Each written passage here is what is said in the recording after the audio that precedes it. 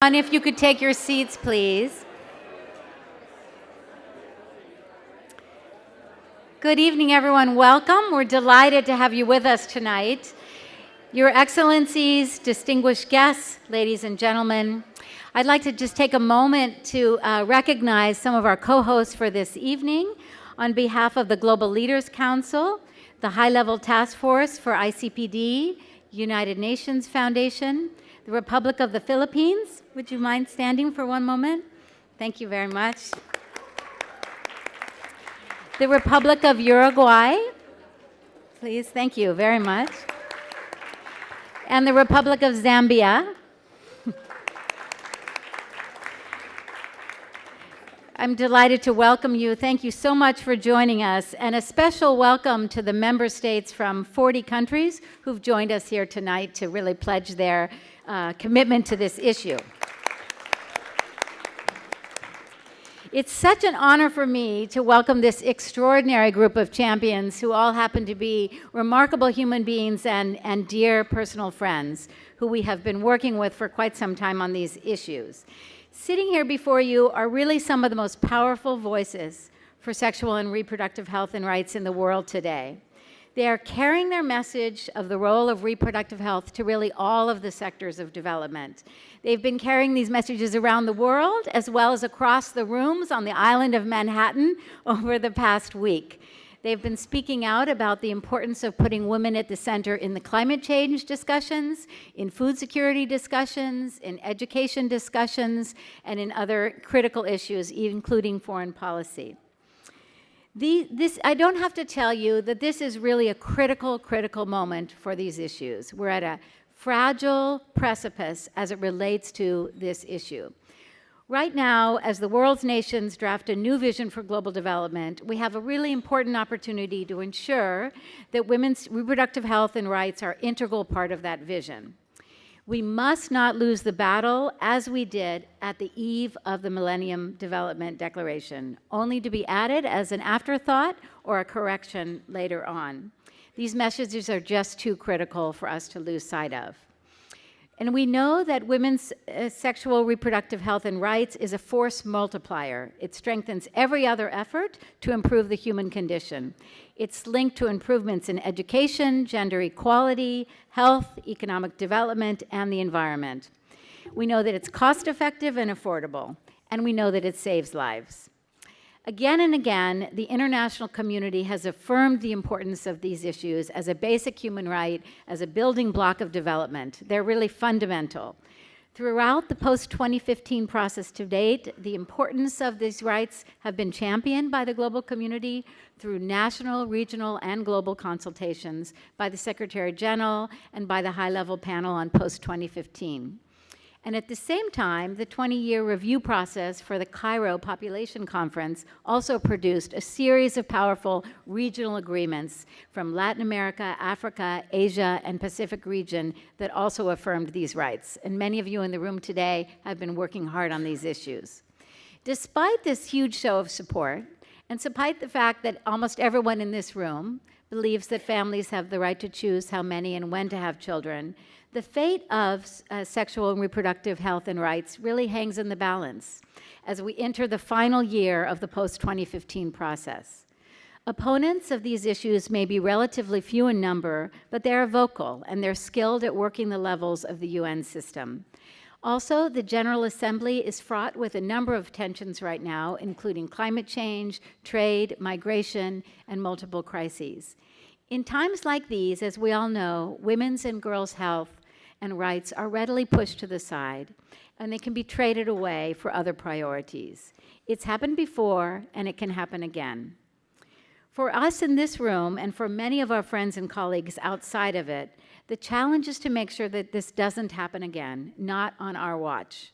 Our challenge is to keep this issue front and center, to continue to argue for the fact that it is a mainstream fundamental issue that will affect success in every other development sector, and that well-being of millions of people depend upon it.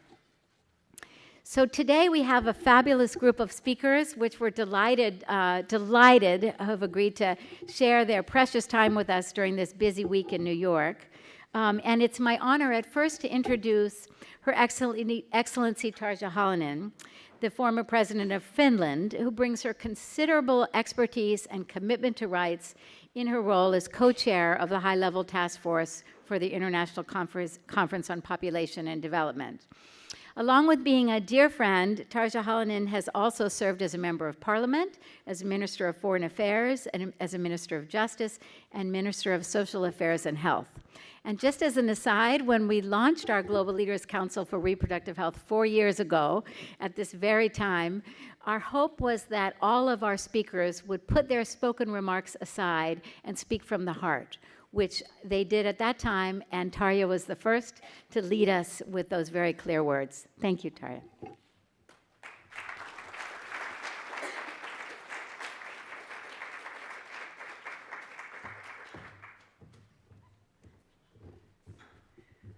Thank you, Becky. You made it so well that we could say, that's it, let's go to work. But yes, thank you very much for you and to everybody else who have organized this evening, because I think we need it. We need it for many reasons. And I'm very happy also to see that there are so many men here, because we need you too. I think that it was a wonderful campaign which started now, this he for she, because gender equality needs both women and men. That's it. Not 50% of women, not 50% of men, but we are together 100%. Okay, and we are more needed also to have a baby. Okay, but let's go to the issue itself. It's a pleasure really to be here as a co-chair of the high-level task force for the ICPD. And I'm joined by the other task force members here. In that side, you see the Minister Tedros and you see Musimbi. All three of us are also the members of the Global Leaders Council, whom we thank also for organizing this event. But we have, from the task force, we have several others also here. Would you raise your hand so that we can see that? Yeah, there, yeah. So it has been a hard week, but we are still strong. So this high-level task force is an independent body of different kinds of leaders from all regions of the world.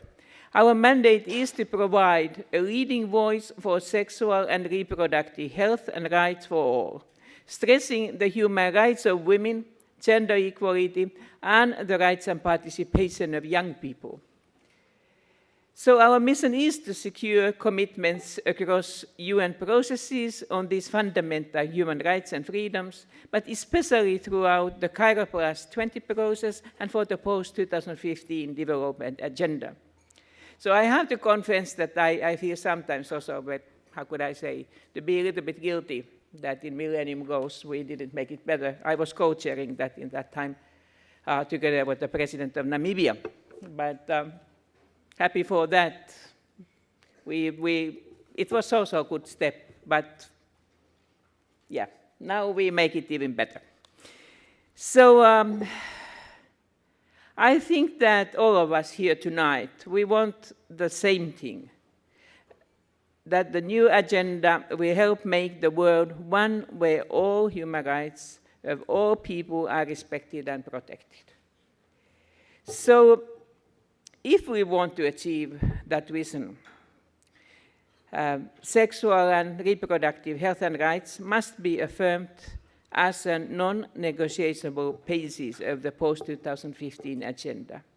Unless these rights are fully realized, progress towards ending poverty and achieving sustainable development will continue to be undermined.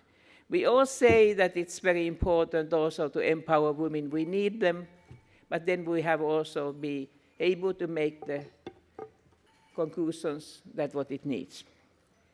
So sexual and reproductive rights deal with the most basic, private aspects of our lives. If people cannot decide for themselves on these most private matters, sexuality, marriage, children, how can we really expect them to take broader responsibility for their communities or even the whole planet?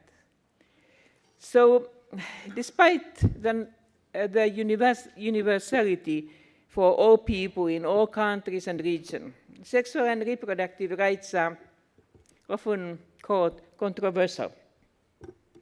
In some countries, politicians find them somehow too sensitive or private even to discuss.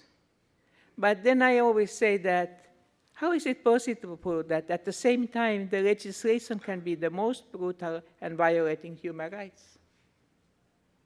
So this is not the logic. And as we see, the consequences of this kind of hypocrisy is devastating. We have heard during these days a lot of concrete examples of everyday life. And I think so that we really should give the face for these stories. But I just repeat some of them.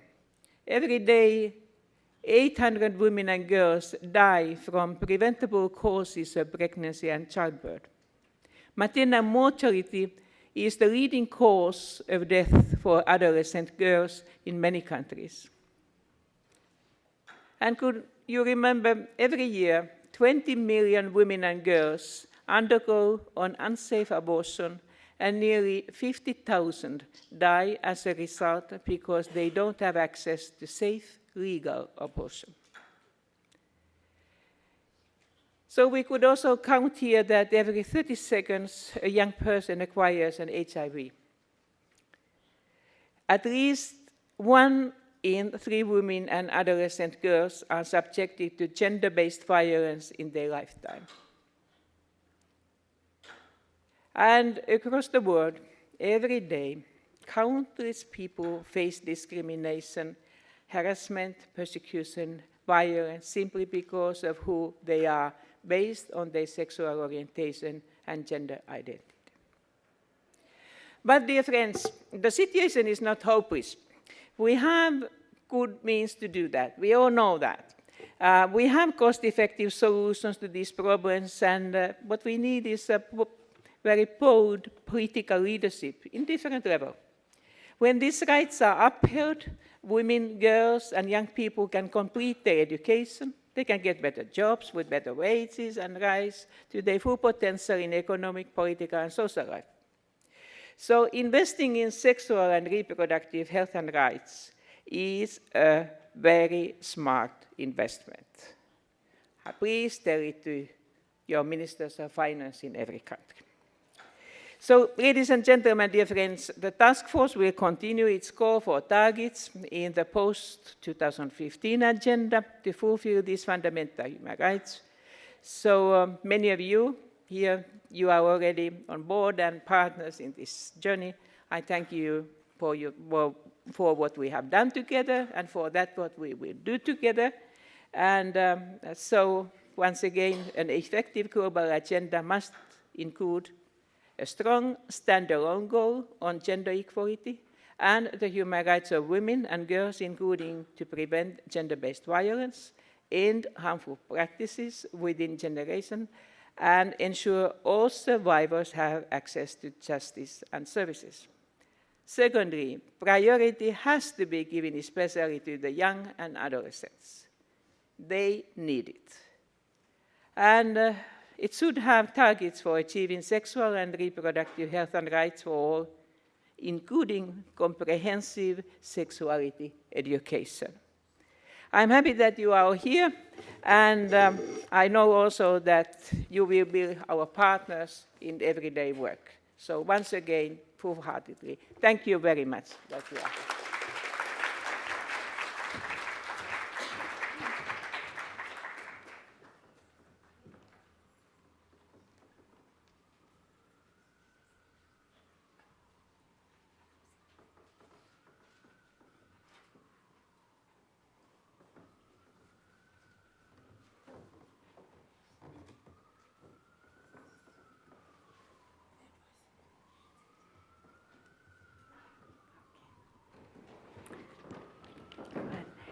Thank you so much. I'd like to begin with our first panel of wonderful speakers here for this evening's conversation. And I'd like to begin with Her Excellency, Dr. Joyce Banda, former President of Malawi, dear friend to ours and a dear friend of the Global Leaders Council.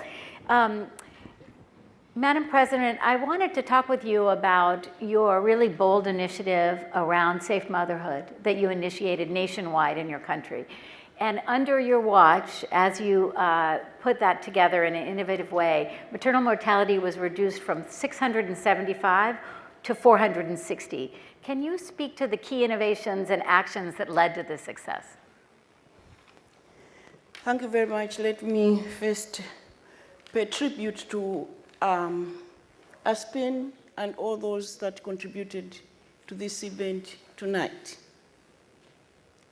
I think in making my short presentation, you told me I've only got less than 5 minutes.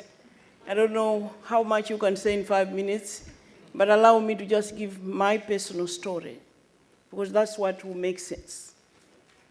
At age 33, I went into labor to deliver my fourth child and suffered what they call postpartum hemorrhage.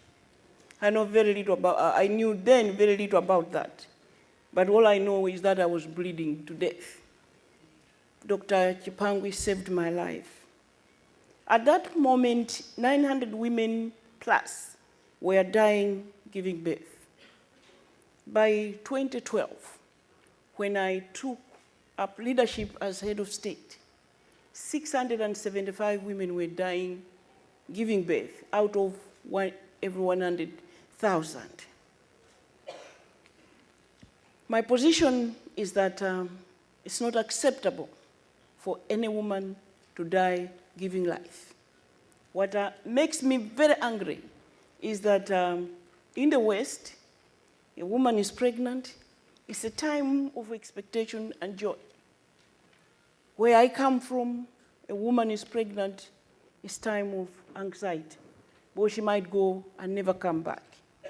I was lucky to come back, and I know that's what woke me up to the fact that what about those that didn't have a husband that could go looking for a doctor to come and save her life? So the moment I became head of state, before I appointed my first cabinet, I established what I called the Presidential Initiative on Safe Motherhood and Reproductive Health. The first was to mobilize local leadership. In a country like Malawi, the chiefs on the ground are the custodians of tradition. And so, therefore, the chiefs can decide that in my village, no woman shall deliver in the village. No traditional birth attendant shall assist any woman to give birth in the village. The chief can say, from today onwards, every woman shall deliver at a clinic. And that's what we promoted. We encouraged chiefs, mobilized them, formed a committee, and I called them my champions and told them that women were dying because they have decided that women should die. From there onwards, there was progress.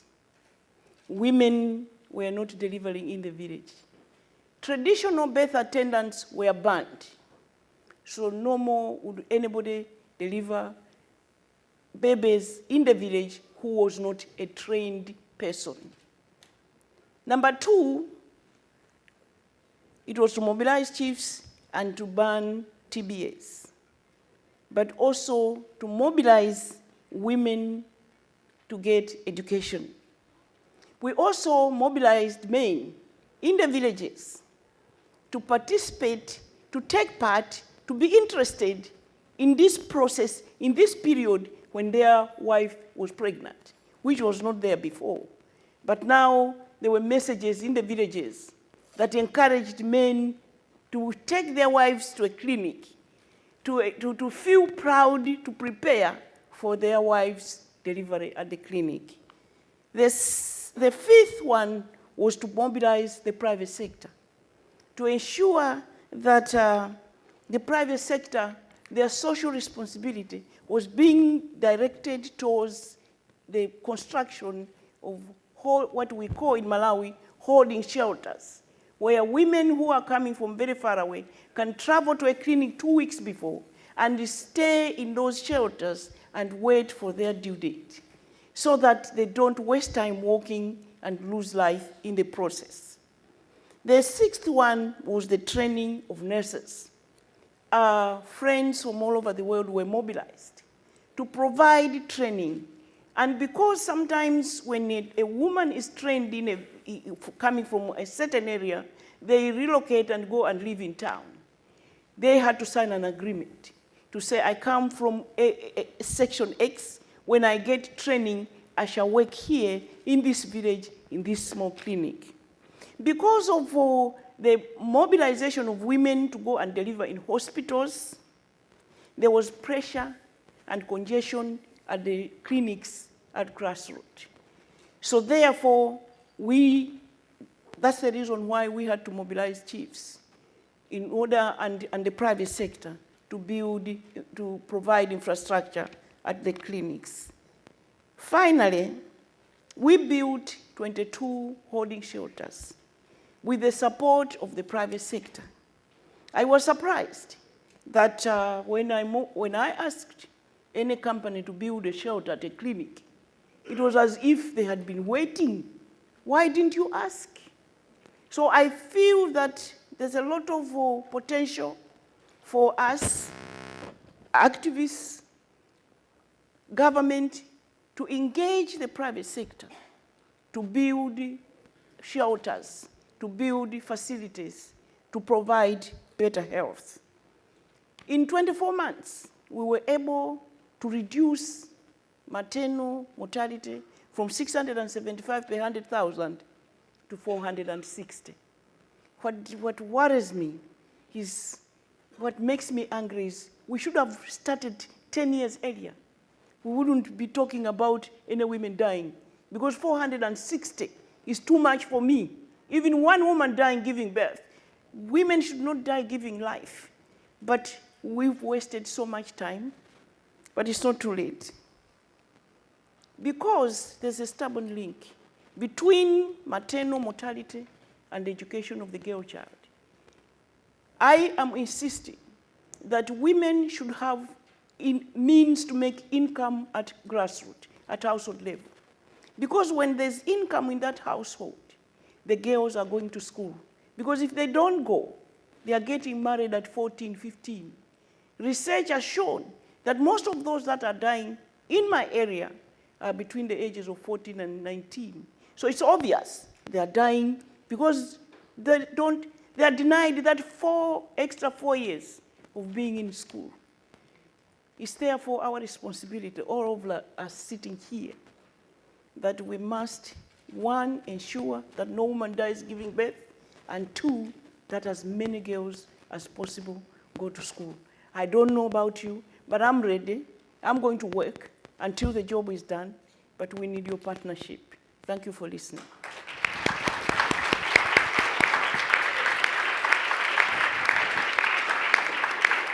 Thank you.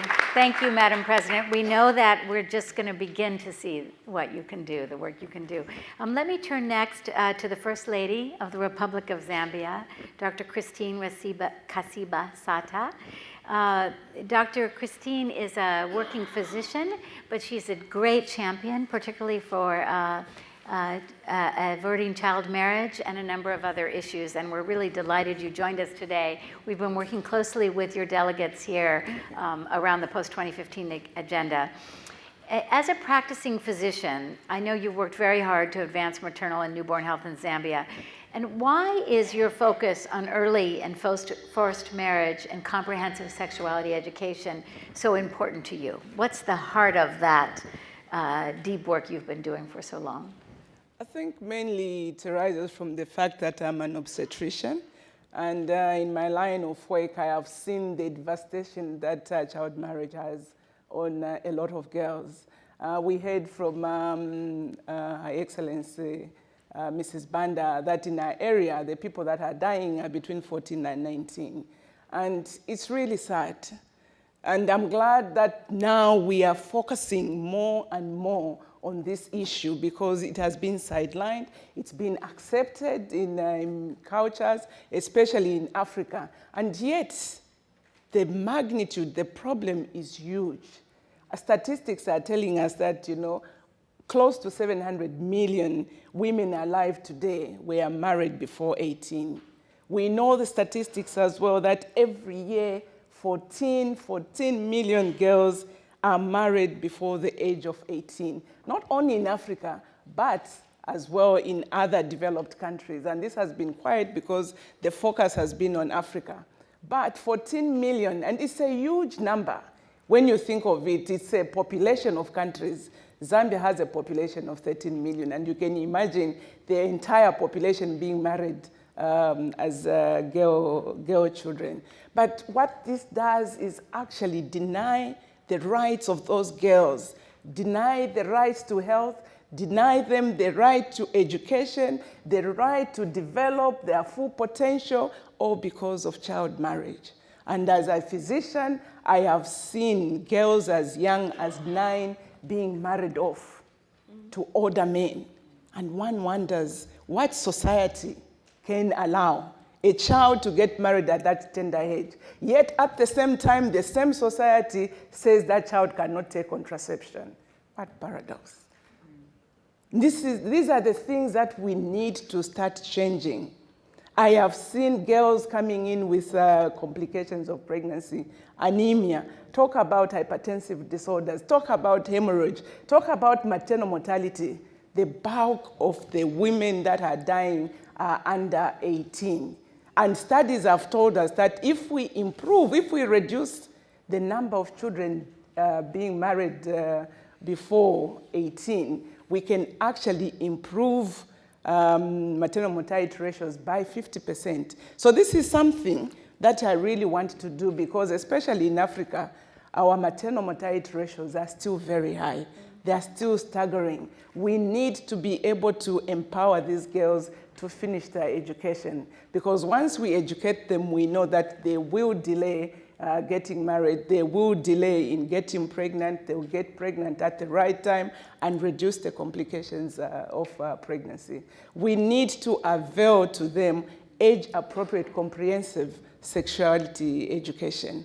I think there's no debate.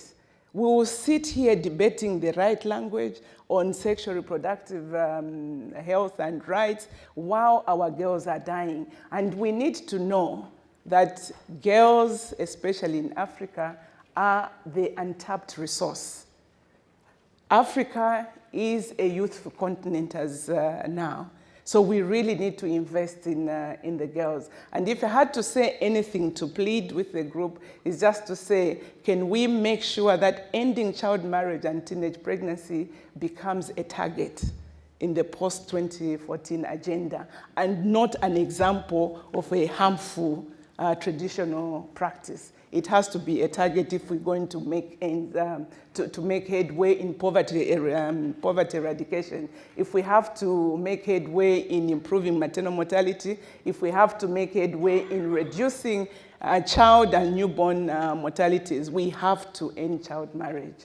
Thank you very much. Very much.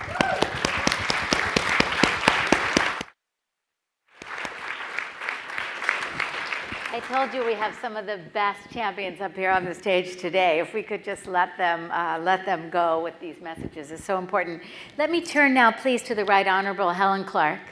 Helen Clark is the administrator of UNDP. She's had a very busy day. She's been involved in the climate change negotiations, and it's a real testimony to your depth of understanding of how important women at the center and why you're here with us tonight. I know that today you've been going since the crack of dawn. The Right Honourable Helen Clark is the former Prime Minister of New Zealand, and she's also a recent Madeleine K. Albright Global Development Awardee, among many other accomplishments. Helen, can you share with us, many people are talking today about the concept of resilience. which is a concept that relates to how people will be able to be strong against climate change. And what does gender equality and, in fact, women's sexual and reproductive health and rights have to do with the resilience and the broader sustainability agenda right now? Well, I think, firstly, great respect to both our previous speakers for the leadership role they're taking on the issues. Absolutely fantastic. Thank you so much. Of course, we got a little bit of forewarning of the question, and I was thinking, I don't want to overuse the term resilience in this context, because I see women as incredibly resilient. Women have so much thrown at them, so many burdens. And they still stand up every day and they do the best they can for themselves and their families. So I think when we talk about resilience, it's about really working to enhance the resilience that is there, because women have to be so strong. Now, secondly, I think the significance of the issue of sexual and reproductive health and rights for me is that, firstly, it's an issue of life and death, as our previous speakers have just said. If you don't have that chance to marry at an age of your choice and give birth to children at an age of your choice, your life is endangered. And we all know the statistics about the very high mortality rates for the young mothers, which is so distressing. And I like the thought of end child marriage as a very firm target in the next agenda. So it's a life and death issue, and then it's fundamentally a human development issue. What is human development about? It's about having the ability to live the life that you choose to live. And how can you have that choice if you don't have the choice over something as basic as control of your fertility? It's that basic. Now, I think no woman can engage in an issue like this, a discussion like this, without really looking at it through a very personal lens. For myself, I think, what would my life have been like if I hadn't had the ability to control my fertility? It would have been immeasurably different. So wouldn't I want for every girl and woman on earth the right to have the choices and the access to services that I've been fortunate to have in my life? Now, we all know the intergenerational benefits of women's empowerment, women's ability to choose the life they want to lead, when or whether to have children, how many, how to space them. We know the society-wide benefits. Some of the research from Asia suggests that 30 to 50% of the growth rates in Asia between the 60s and the 90s could be attributed to the improvements in women's health and access to reproductive and sexual health services, and all the flow-on benefits from that. So the benefits are society-wide. And if we want an ambitious and transformational post-2015 agenda, it neglects this area at its peril. And we cannot, as you said, both Taria and Peggy, we must not neglect this in the next agenda. Why is it that something as fundamental as this to development and to women turns out to be the most controversial thing in the whole agenda? So I hope an evening like this will focus us on messaging back to governments about just how critical this is. And yes, if we want to build resilient people, families, communities, nations, we have to give basic rights in the sexual and reproductive health area. Thank you. Thanks very much.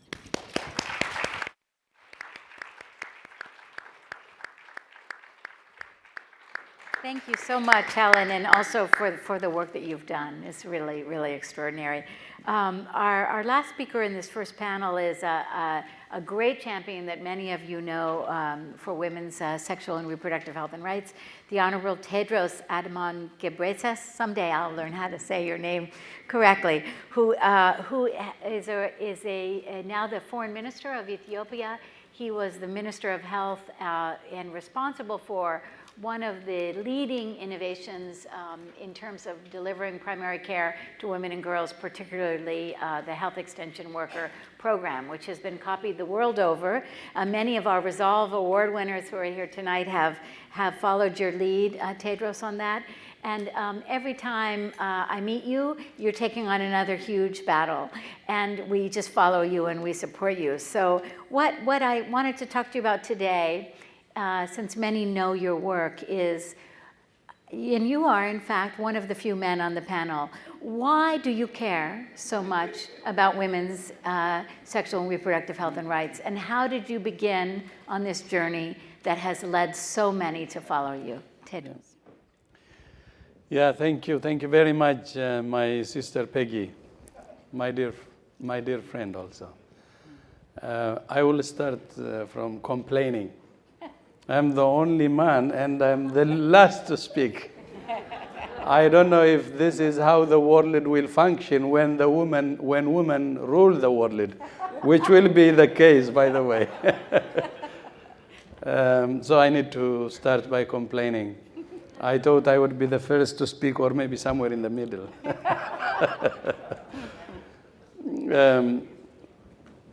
By the way, whether we like it or not, that's where we're heading now. And I want to see how the world behaves when it's ruled by women. Well-organized men. That's not the case now, because I'm being oppressed. Anyway, I think both men and women, I agree. But from what I see, the new order could be different. Why I care? Why I care? It's not because, to be honest with you, because I care for women. I'm being honest. It's because I care for our world. Because we cannot be better without really the rights on reproductive health and women's rights. It cannot be complete. So I believe that we can get better with women's rights or reproductive health rights. I'm being selfish. So we do it for us as men, not because it's good for women. And it only makes sense when we think that way. We do it for ourselves, not for women. We do it for us, not because we care for women, but we care for us. That's what I believe.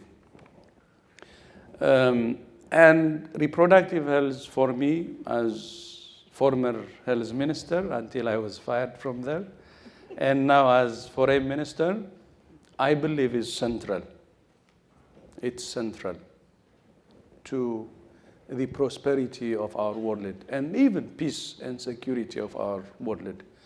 Because we're not really using that great potential that can contribute to development, to peace and security. I'm saying this because we can see it easily. Only if we don't want to see, we cannot see. But if we want to see, it's there. By the way, I like an article written by Lindsay Richlin. Today's reproductive health is tomorrow's food security. And it doesn't stop there, by the way. I thank that person for that wonderful blog. It's just a blog, but if he can develop it even further. But it's true, there are many evidences that it's true. But having said that, maybe if when I say reproductive health is at the center, at the same time, I prefer to see it in relation to other women rights issues. First comes reproductive health, as I said, maybe specifically you can say family planning for women to have the choice when to have children and how many. That's very basic. And then together with that, women's rights to property, because in many countries, you know, in many countries they may not be even allowed to own land. And women's rights to equal opportunity, to jobs, employment opportunity, which is key because they can contribute greatly to economic development. And then rights to even political involvement, starting from the grassroots in the parliament and so on, and then rights related to education and so on.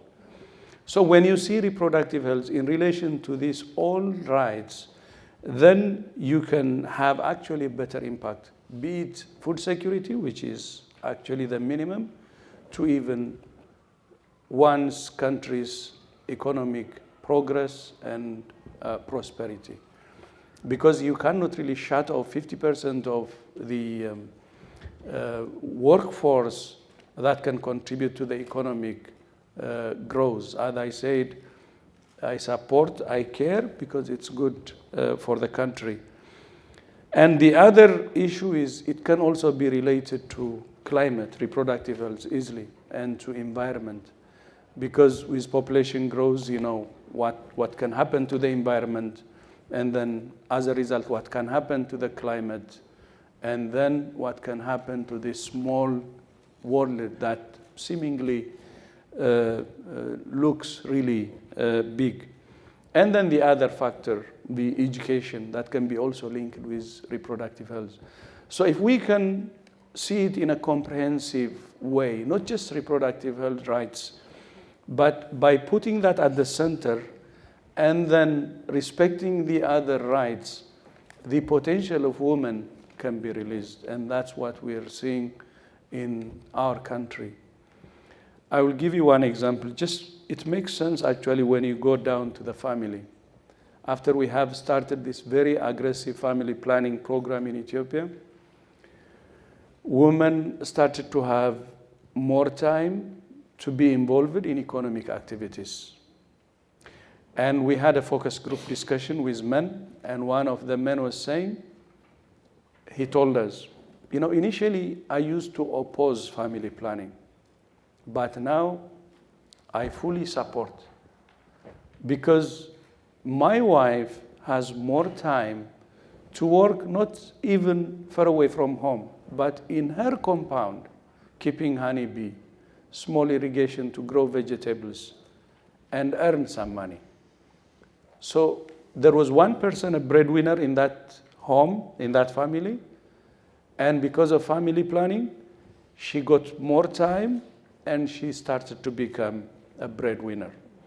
And less children, less mouths to feed, so more quality of life in the family. This is how the husband himself witnessed the change.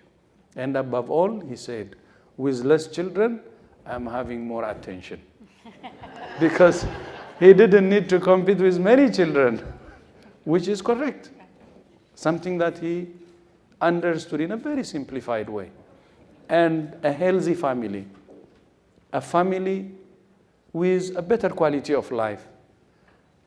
And it starts there to have a healthy and prosperous nation.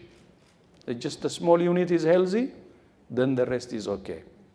Just even see, as a human being, the individual cells are okay, then the organs are okay, the system is okay. That's how it functions. And I don't think this is something that anyone cannot understand. So that was really what I witnessed from visiting villages, talking to just our rural community, and understanding from them what the benefit of reproductive health is. And we had this agreement at this declaration. Of course, majority have already signed, but some have some reservation. But considering the benefits that we get from reproductive health, and just as simple as I put it, I don't think anyone should really be shy from being advocate and working hard for reproductive health rights. But I will tell you my frustration also. In Ethiopia, I don't believe that we're doing in as much as we should. I will give you one example, abortion. Abortion, for instance, in our law, is allowed if the pregnancy is due to incest, rape, or the mother has health problems. But there are, even in the US, congressmen who really don't like that, and who say, we're pro-choice while they are pro-life. Many in the developed world who oppose this. But who says that really upholding the mother's right is pro-choice? It's pro-life. We're talking about the life of the mother. How do we risk the life of the mother when she has a health problem and push for her to have the baby?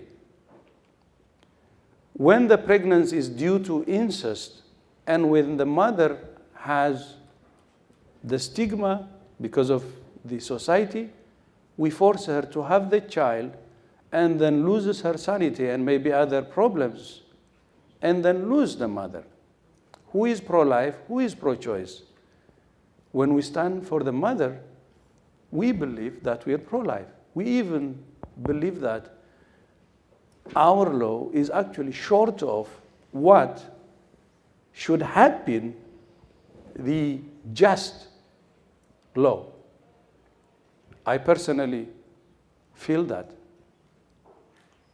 So we're going against the tide.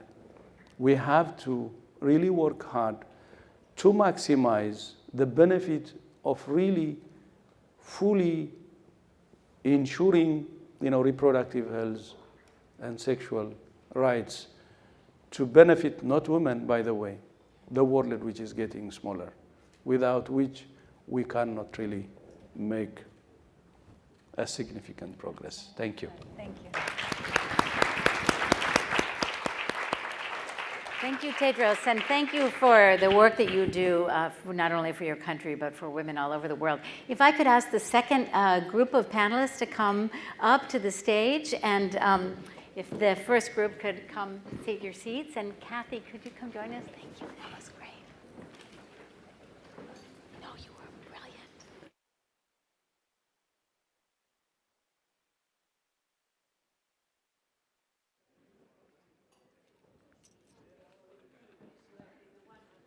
Thank you so much. I think everyone in the room will agree that we could probably listen all day to these guys, and we spend quite a bit of time, and I really do want to say how delighted and honored we are that you're with us tonight to share your own personal vision.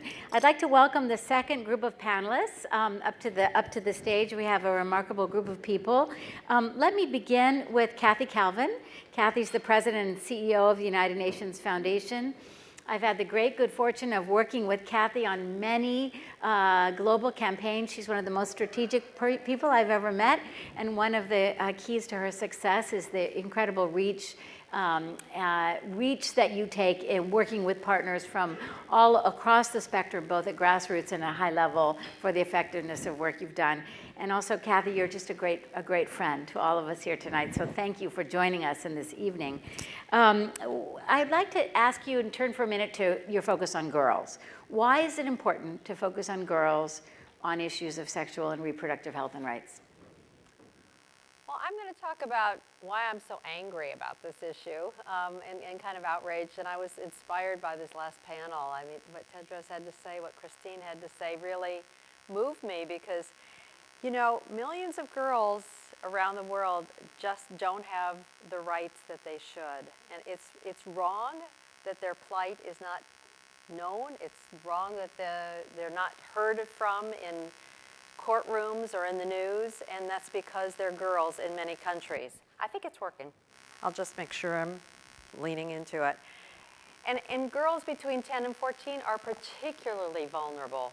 And I think it's time that we didn't just talk about this issue, but we really got serious about it. Girls in so many places are forced to drop out of school. They're forced to marry early. They carry the burden of household chores. They're deprived of education, skills, learning how to have a livelihood, and they're often physically and sexually abused. It's just not right. And they're not viewed as equal members of the household or the community. And for a long time, they were simply overlooked on the global level. I think a lot has changed. For a long time, actually at the UN, we weren't even seeing that girls were focused on after age 5 until they were pregnant. And we've seen a lot of progress. UNFPA and UNICEF have both made a priority of girls. But what we know is that while girls can really change their world, they often don't have the chance to do it. And often the reason is they don't have access to family planning and reproductive health. So what's going on here, and what do we need to do to change that? It's not just a matter of access, but it's layers of discrimination and tradition that we need to deal with. So an adolescent girl doesn't always get the chance to decide when and if she wants to be married. So it starts there, because 90% of first births for girls under 18 are to married young women. This isn't an issue of promiscuity. This is girls are married, but they don't have the choice to decide. And girls under 18, actually girls under 15, are 5 times more likely to suffer complications in childbirth. And childbirth and complications in birth are the leading cause of death for girls between 15 and 19. These are just not good statistics for us to look at and live with. So we've got to end child marriage. Christine said it, and she was absolutely right. And then we've got to make sure there's a strong push for voluntary family planning and reproductive health services that are appropriate for girls, and particularly for married girls. And I just want to keep coming back to the married girls issue, because sometimes we look at family planning and say, well, it's a tradition, or it's a political issue, it's a religious issue. That's just not right. We can't let this be politics, and we can't let it be a wedge. These girls deserve to decide when they want to marry, who they want to marry, when and how, and to space and time their families. And young married girls shouldn't be deprived of these rights any more than any girls. So I read a quote by Eleanor Roosevelt, and she was so wise. You know, this woman said so many things so long ago. She said, universal human rights begin in the small places close to home, and there's no area closer to home than a person's sexual and reproductive health and rights. We just need to make this a bigger issue. I see Mabel Van Oranje here, who's leading Girls Not Brides. I just think we all have to speak out, and while it's sometimes tricky and complicated, we think, or maybe it's politically risky to talk about girls and sex, we just can't let that be our excuse. We just have to take it on. So that's why I'm here. Thank you. Thank you, Kathy. Great. Let me turn next to Samuel Kisi. Samuel's with an organization that's called Curious Minds Ghana. I told Samuel before this panel that he had to speak on behalf of his whole generation. He said, no problem, I can do that. What's on your mind, and what are the priorities for people your age as it relates to this issue? Tell us what you're thinking about that. Thank you very much. Excuse my voice, it's been a long week here at the UN headquarters. And so actually, many of you will know that yesterday we had the special session on the ICPD, which was one of the final milestones in a 2-year review that we've been engaging in as a global community to look at where we've come in terms of meeting the objectives of the Cairo Program of Action. Now, we had a long day, finished at after midnight, where different member states took turns to share with everyone what is happening in their country, steps that they've taken. I was very proud when my president from Ghana also took the floor to talk about prioritizing young people's issues, including issues related to their sexual and reproductive health and rights. Now, I think one issue that becomes very clear when you sit in these processes is that you see sometimes a very big gap between what we hear from our leaders in plenary and the different things that happen when they start to engage with each other in negotiations. Now, when you said that I had to speak on behalf of all young people, the first thought was, oh, that's a very big task. But really, when you start to think about it, right now, I cannot say that is a very big task. If you look back at all the consultations that have been held from Accra to Addis Ababa to here in New York, from Bali, Colombo, Nairobi, the consultations that have been held the message that young people are coming up with has been clear and resounding. So it's no longer difficult to say that I'm representing the views of young people when I say that we have learned very clearly that we want to approach the new development framework from a comprehensive point where we are not leaving anyone behind. So non-discrimination, not leaving anyone behind on any basis, reducing inequality. Now, when we talk about addressing things from a comprehensive point also, it means that we need to address it from a human rights perspective, where if we're looking at education, we are not only looking at giving young people an access to sit in a classroom and have a teacher to teach them, but improve that quality. And that cannot be complete education if, for instance, it does not have comprehensive sexuality education. I think for 1 second that I need to go into statistics, then maybe I think I shouldn't. But it is really daunting when you look at the fact that right now we still have over 40% of all new infections occurring between young people age between 15 and 24. You have a case where in sub-Saharan Africa alone, over 97% of all abortions are unsafe. And we know that for every 100,000, about 460 women die. Now, these statistics are staggering. And I think there is no way that we can justify a new development framework that does not address the issues of young people being placed at the heart of the development agenda. So I think it is clear that we need to focus on the needs of all young people. We need to make sure that there are clear targets in this new development framework that addresses issues that disproportionately affect young people, including issues related to sexual and reproductive health and rights. So the themes have been broad. It's education, it's health, it's employment. Education cannot be complete if it doesn't have comprehensive sexuality education. Health will not be holistic if it doesn't address all the other issues, including access to services for young people, including access to comprehensive sexuality education for young people, including having access to youth-friendly services. We still have laws in so many countries that penalize young people for even accessing contraceptives. In my high school, you would be fired, well, not fired, now I'm in the working world, so expelled from school if you were found with a condom on you. Meanwhile, these are young people in an age group where they are clearly sexually active. So I think that we need to look at these things from a very comprehensive point. We need to look at how we are bringing everybody on board, including young girls as well, and ensuring that even when we talk of employment, that their rights within the employment circles are being respected. Education will not be complete if it doesn't have comprehensive sexuality education. Employment will not be decent if the rights of the people who have been employed, including these young people, are continuously not respected.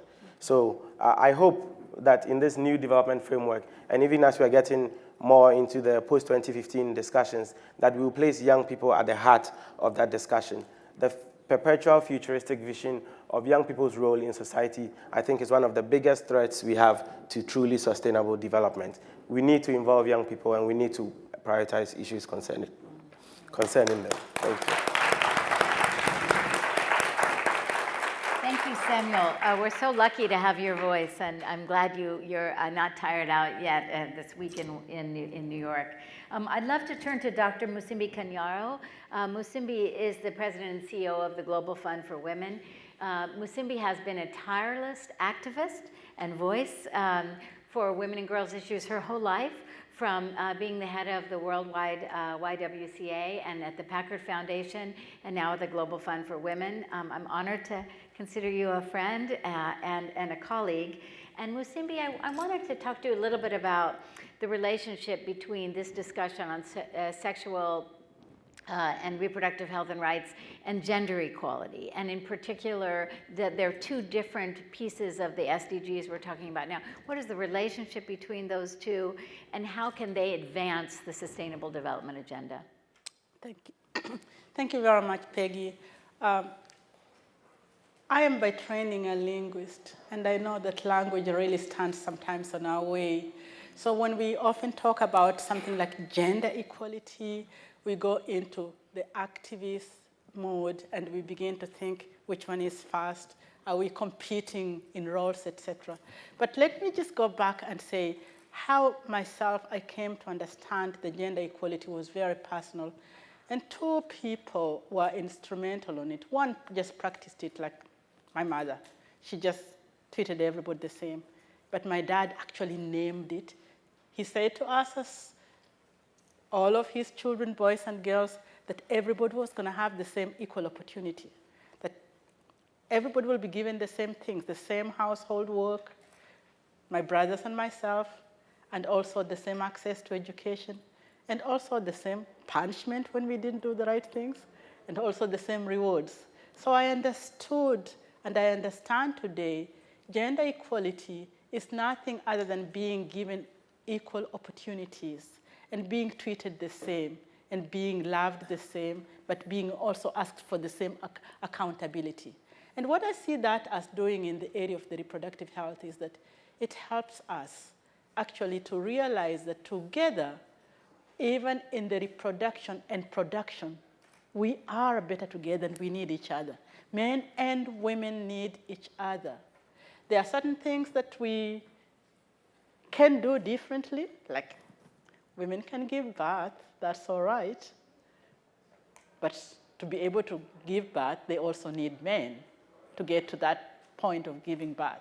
So I think we need to put the gender equality and the reproductive health in a friendly space. And actually, as we look for a new, I hope, a real, going 2015, a clear, really focus on gender equality, it should be something that we should love to do, because it will affect, it will give us have better economies, it will make us love each other better, it will make us give more happiness to the world. And what else? There are several things that we can measure, and it will be important for the reproductive health. The second person that told me about gender equality was a person who was very important in the political scene. And I want to thank many of you that are here representing the government, because it was the late Mwalimu Julius Nyerere who, in a meeting of university students, where there were so few of us who were women, stood up and called us on the stage and said to all the men and women who were there in that forum that unless we as the continent of Africa work together and have men and women in leadership positions and have men and women in decision making, we are not going to make it. And he said to those of us who are women in that particular place, never give up. Never give up being together with the men in leadership. That's another important that is really important about gender equality. Leading together, deciding together, taking responsibility together. And I think that a politician like the late Julius Nyerere knew something about what it means to be gender equality. So when we get back to our countries, wherever we are, we should not be seeing this as something that is threatening. I lastly want to say that the way gender inequality actually realizing itself within the reproductive health sometimes is in the area of lack of accessibility for women, for the things that they really desire in order to be good persons, to be whole persons in the area of the reproductions. Many of them have been mentioned. The next area is in the area of gender-based violence, which when women are not seen as equal, then the gender-based violence becomes an issue. And that's another way that we realize. And gender-based violence is also one of the indicators of bad reproductive health.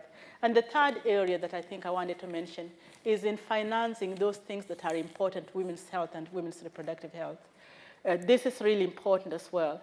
And when we talk together as nations and as states, member states, etc., we really have to know that financing for the sexual reproductive health, and especially for the health of women, for maternal health, for the health of the things that we've talked about, things that would be able to protect women from early marriages, for education of women, etc., is part of that gender equality. It goes to that extent. Yesterday, we were part of a group that launched a fund to support civil society organizing to be able to bring gender equality. This is really a very important thing. I wanted to conclude by saying organizing of communities, men and women, to get the rights for both men and women only makes us better. So gender equality, reproductive health, development, and all of these have got everything to do with what it means for us to be human together. And what else could you ask for than be human together, men and women? Thank you. Thank you.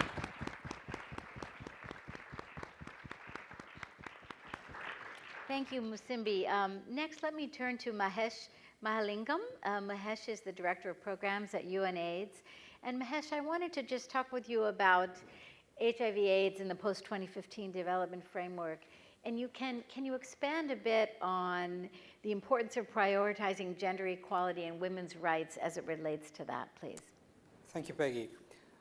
My executive director, Michelle Sidibe, believes that we can end the AIDS epidemic by 2030, and almost all of us in UNAIDS believe we do.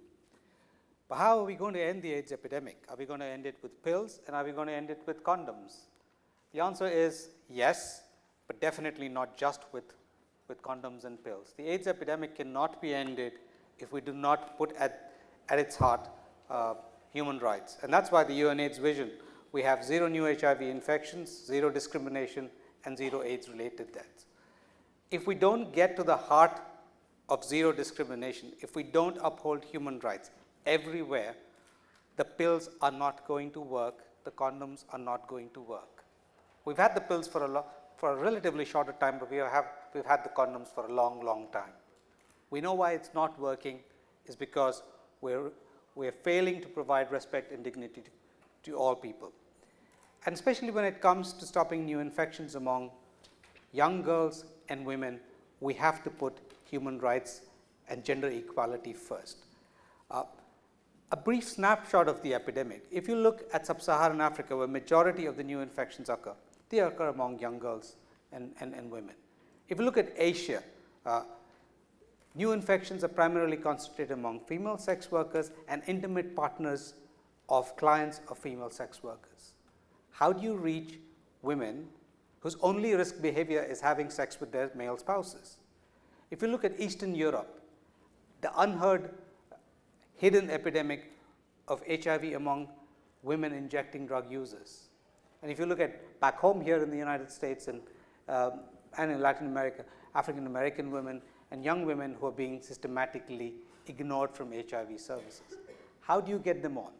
I had the privilege of working in Lesotho a couple of years ago, and I met a young girl who said, at first I thought very jokingly, she said, well, I have, I'm doing good in life. I have 3 ministers in my life. And I said, what do you mean? She said, I have a minister for communications, I have a minister for security, and I have a minister for transport. And she went on to explain what those 3 ministers did. Those 3 ministers were men. One, to ensure the security of herself. The Minister of Communications paid for the prepaid telephone cards. How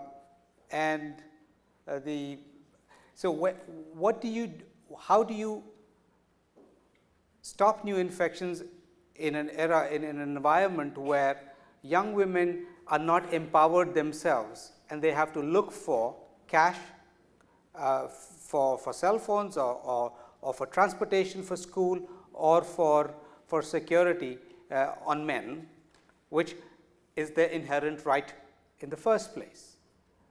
We have to empower young girls to be able to take decisions in their own hands. Another very different way of looking at it was when I started working with sex workers in India about 20 years ago. We were producing the first communications materials to reach out to sex workers to talk to them about how to protect themselves against HIV. The artists that we worked with drew nude pictures of women and reproductive sexual health organs and looked at it. And the sex workers said, no, we don't like it. And he says, why? We don't want to see them. I says, well, of course, we're talking about basic anatomy. And they said, no, you're not treating us as women. And until we could put a sheer of cloth over the portrait, those educational materials were of no use. And what did the women tell us? Did they tell us that they were not sex workers? No, they weren't telling us that they weren't sex workers. They were telling us very clearly that first treat us as women. First treat us for who we are, and then we can talk about other issues. And we have seen this in the AIDS epidemic and the response to it in place after place. If you put rights first, if you put dignity and respect first, you will see results. You will see uptake of prevention services. You will take uptake of treatment services. In 2011, in New York, we launched the global plan to eliminate new infections among children. There are 4 prongs to it. But before I come to the 4 prongs to it, let me tell another story. We were so focused on stopping new infections among children that for a brief moment we forgot the women. If we keep mothers alive, the children will stay alive. There was no point in stopping new infections among children without providing treatment to women. And the civil society activists pointed that to us up front and said, look, the children are fine, but don't forget the women and where to put them. And let me go to the second prong, and that relates to sexual and reproductive health.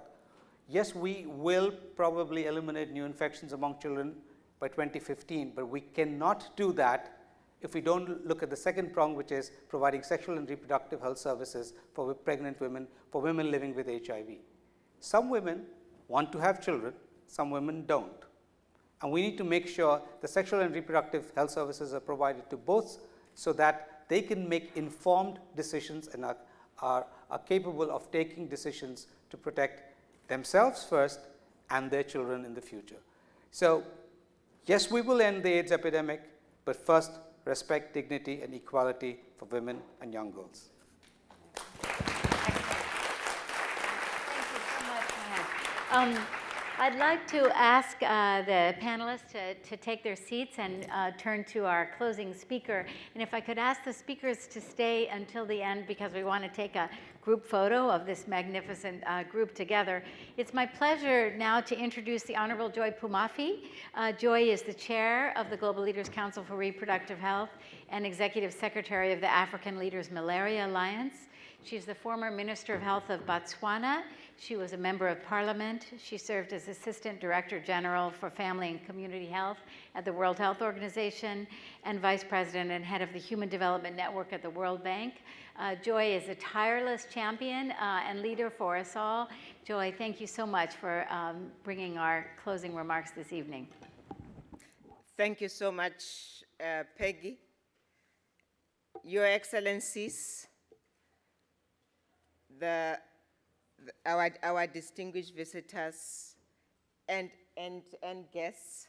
I apologize that I will not name everyone, but I want to pay particular respect and recognition to our former heads of state who are here, the First Lady of Zambia who is here, and our faithful member of the Global Women Family,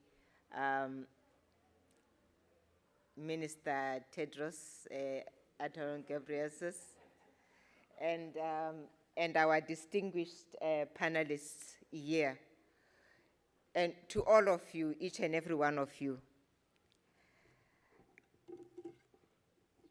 I believe that you will all agree that the reason that we are here today, not just here in this room, but here at the UN, is that, as Peggy said at the beginning, we are at a very fragile precipice.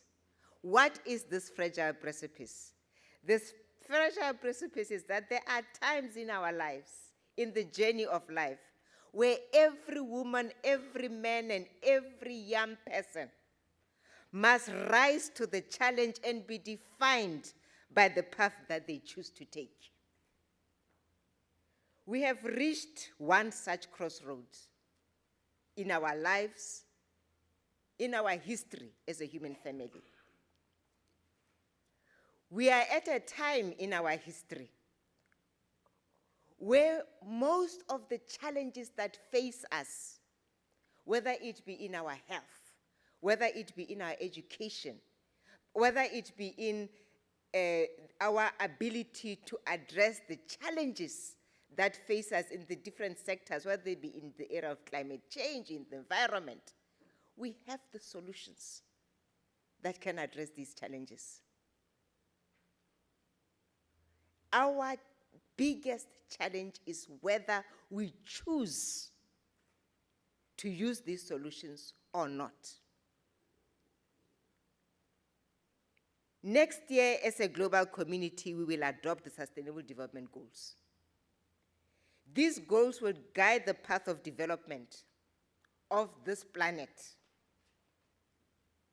for the next 15 years, determining the ability of citizens to either attain self-actualization or to not attain self-actualization.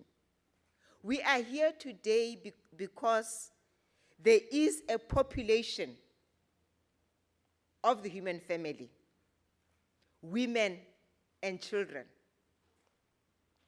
whose full potential is not been released. And because it is not been released, the rest of humanity is lagging behind. There's a saying in South Africa that when you touch a woman, you touch a rock. This is what we often refer to as the resilience of a woman. Because the woman has been so resilient, we have been able, despite the fact that the woman is mired in poverty, despite the fact that she is a victim of exclusion, of violence, of degradation, that her dignity is being stripped every single day. You heard the statistics. Ill health, poor education, her right to determine her own destiny taken away from her. The woman still continues to bring life. The woman still continues to bring up the next generation. The woman still continues to stand before you today and to say, I am ready as a woman to embrace my rights and to deliver a better planet to humanity. We are here today because the most fundamental right, that of life and the right to well-being, is being compromised because we have not been using the tools that are available to us to protect this right for half of the human race. We have heard speakers today, the panelists today, and the leaders today tell us that what has brought us here today, sexual and reproductive health and rights, is not a privilege. And it is not something that a favor that we need to do to humanity. But it is essential and pivotal to development, not just of women, but of men. It is not just about releasing the potential of women, but also ensuring that men also reach their full potential. It is about protecting children from FGM. It is about allowing the young girl to grow before marriage and becoming sexually active. It is about empowering them with knowledge, with skills and tools so that they delay sexual activity and marriage and have children when they are ready for them, but also so that they can become productive members of the society and contribute to economic growth. It is about ensuring that every single woman and every single young adult, young girl, has access to sexual and reproductive health, sexuality education for the young, so that they have children when they are ready to have them, and children that they can support in the numbers that they can support, and that they have access to universal quality antenatal care, delivery, emergency obstetric care, postnatal care, and that the lives of their newborns are protected because we have the tools to deliver all this. It is about preventing STIs, including HIV/AIDS. It is about dealing once and for all with unsafe abortion and ending early marriage. This is the path we want to take post-2015, because we are ready to take it. It's not because we feel that we have failed to take it before, or we are not saying that we need to take it just because it is a right. It is a right. But sometimes, even if something is a right, we may not have the tools to deliver that right. But we have the tools. We are ready. It is about dealing once and for all with the actual cause of poverty. The actual cause of poverty is that we have failed to recognize the fact that fundamental human rights and the protection of the dignity of women and girls are as pivotal to development and poverty reduction as finance, as skills development, as trade.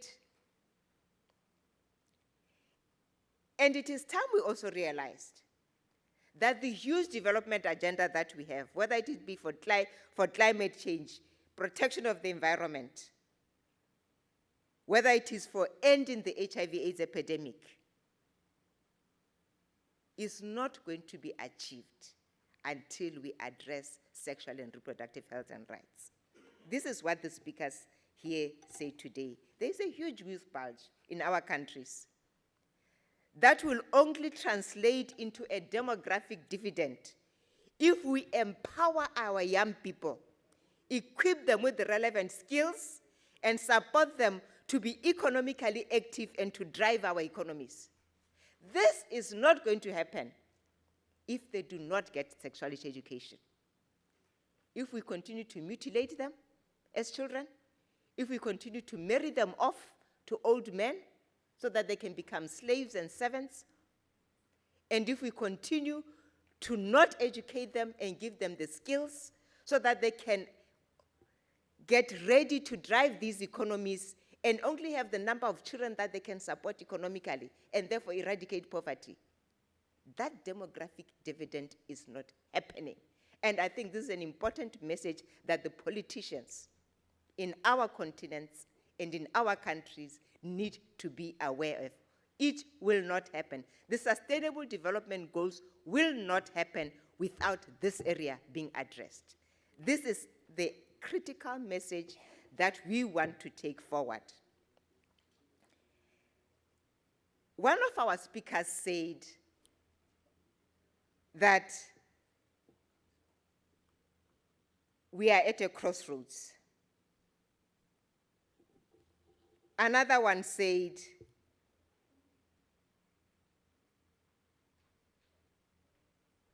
we must be sure that we understand that it is time that when we stand up, we say, not on our watch. But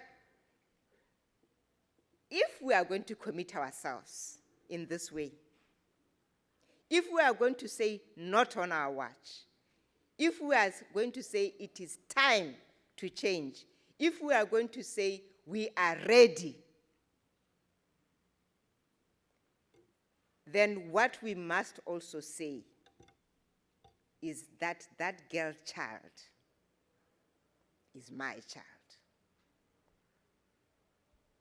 That young woman is my sister.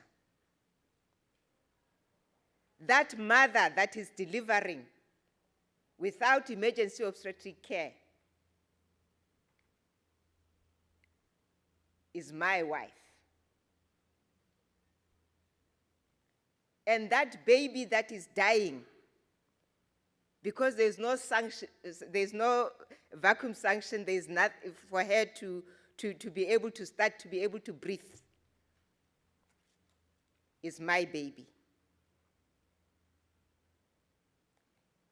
Until we recognize that that is the fact, because poverty anywhere in the world affects all of us. A lot of the conflict we are facing now is driven by poverty, by exclusion. Until we recognize that, then we are not going to make the change that we say we are ready for. Are we ready for change? Yes. I'm asking you, are we ready for change? Yes. Then let's make that change. Let's make that change. We have 15 years to deliver. And women have been waiting. They cannot wait any longer. The young girl cannot wait any longer. Let us deliver that change. Thank you.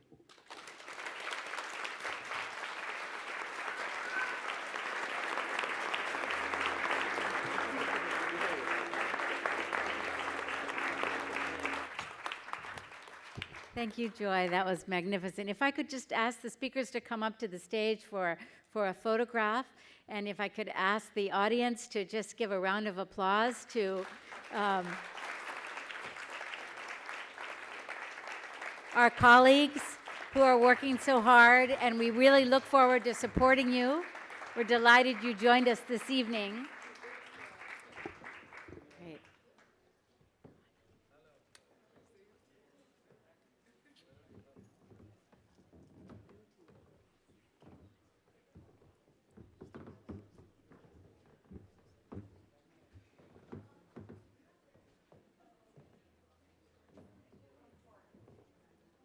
You should come in.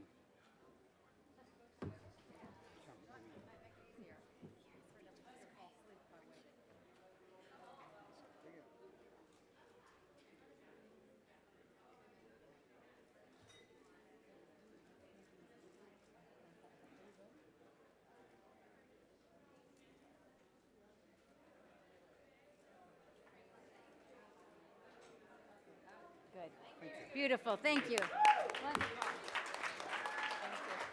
It's good to see you. That's very powerful. No, thank you. Thank you. I liked your comment.